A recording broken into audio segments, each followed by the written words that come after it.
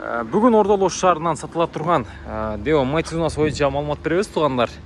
Дал ушул сары түстөгү унаа сатууга коюлду туугандар. Бунун чыгарылган жылы канча эле? 2008-жылы чыгарылган туугандар.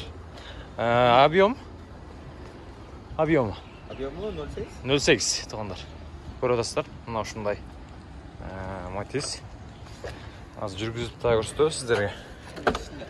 Ичинде алдыңкы сек подъемниктери, солондору көрүп атасыздар. Коробка механика, пробег 119 000. Солондору мына ушундай.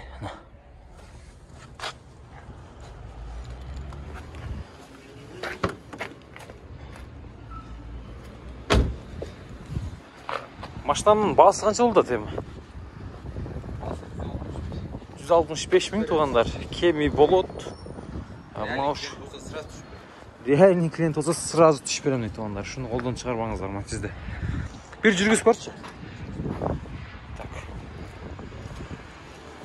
Капотун да ачайлы. Капотун да ачып коюңуз.